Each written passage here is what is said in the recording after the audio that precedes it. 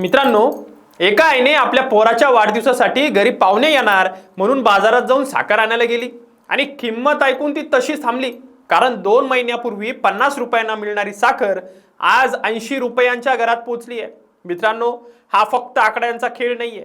हा प्रश्न आहे प्रत्येक घरातल्या डब्यातल्या साखरेचा, प्रत्येक आईच्या हिशोबाचा आणि उद्याच्या दिवाळीच्या फराळात किती गोडवा शिल्लक राहील याचा.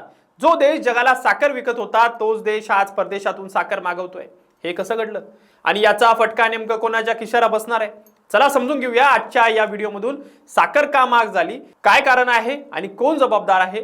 नमस्कार, मी आपल्या सर्वांचा मित्र अक्षय ताटे आणि आपण बघताय सत्य पे सत्ता. प्रश्न तुमचे, आवाज आमचा. मित्रांनो, सध्या श्रावण सुरू आहे.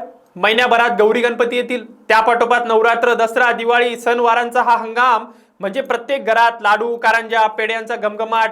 पण याच ऐन सणासुदीच्या तोंडावर साखर इतकी महाग केली आहे की सामान्य माणसाच्या हातातून गोडधोड सणही हिसकावला जातोय की काय अशी भीती वाटायला लागली आहे. आणि येणाऱ्या काळात साखरेचे भाव आणखीन वाढण्याची शक्यता व्यक्त होते. 100 गाठण्याची शक्यता आहे. मित्रांनो, इथे प्रश्न फक्त भाववाढीचा नाहीये. खरा मुद्दा वेगळाच आहे. भारत हा जगात साखर उत्पादनात आणि निर्यातीत दुसऱ्या क्रमांकाचा देश आहे. पण आज हाच भारत परदेशातून साखर का मागवतोय? केंद्र सरकारने तब्बल 10 वर्षांनी 10 लाख मेट्रिक टन साखर आयात करायला परवानगी दिली आहे. जो देश जगाला पोसत होता तोच देश आज स्वतःच्या ताटासाठी दुसऱ्याच्या दारात उभा आहे. ही परिस्थिती किती लाजिरवाणी आहे याचा विचार करा मित्रांनो. 21 ऑगस्टला शुक्रवारी सकाळी सरकारने हा मोठा निर्णय जाहीर केला की 31 ऑगस्ट पर्यंत 10 लाख मेट्रिक टन म्हणजे कच्ची साखर आयात करायला परवानगी, तीही कोणत्याही शुल्काशिवाय. आधी साखर आयातीवर 100% टॅरिफ लागायचा, त्यामुळे आयात व्हायचीच नाही. या निर्णयाचा हादरा लगेच शेअर बाजारात दिसला. डालमिया भारत शुगर, द्वारिकेश शुगर, बलरामपूर चीनी मिल्स यासारख्या मोठ्या कंपन्यांचे शेअर एका दिवसात दाड 3 ते 5% कोसळले. पण मित्रांनो, हा प्रश्न आजचा नाहीये, तो हळूहळू तयार होत गेलाय. भारताला वर्षासाठी सुमारे 280 लाख टन साखर लागते. ऑक्टोबर 2025 मध्ये देशाकडे सुमारे 50 लाख टनांचा साठा शिल्लक होता. पण 2025-26च्या हंगामात उत्पादन घसरून 296 लाख टनांवर आले.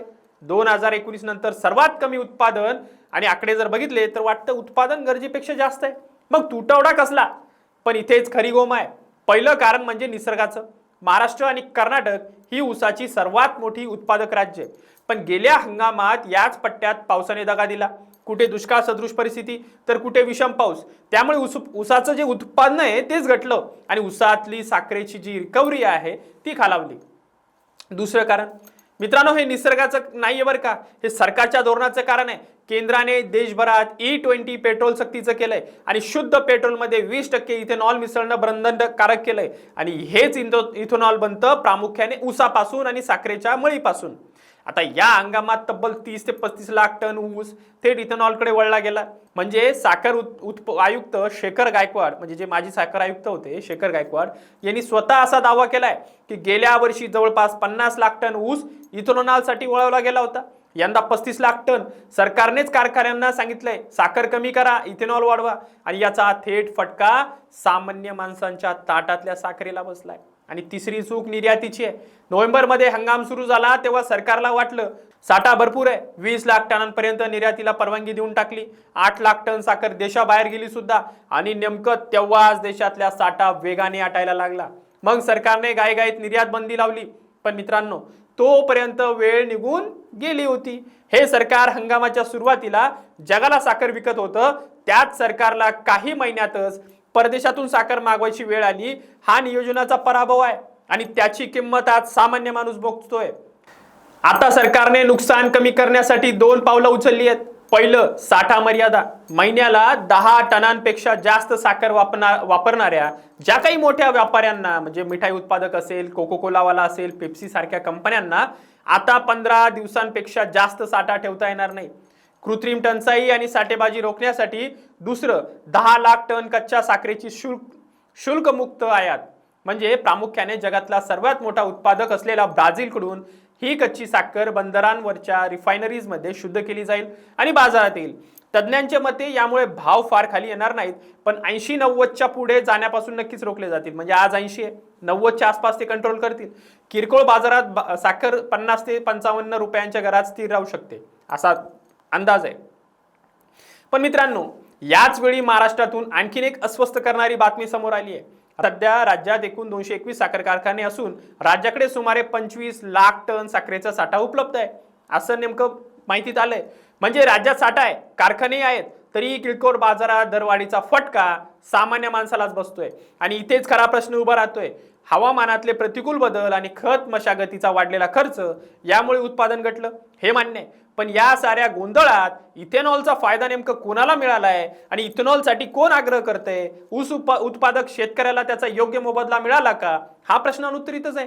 म्हणजे साखर कारखानदार, इथेनॉल कंपन्या यांचे नफ्यात गेलेले हिशोब दिसतात तुम्हाला, पण ऊस पिकवणाऱ्या शेतकऱ्याच्या हातात शेवटी काय उरतं? आमच्या शेतकऱ्यांना किती फायदा झाला हे तुम्हीच ठरवा मित्रांनो.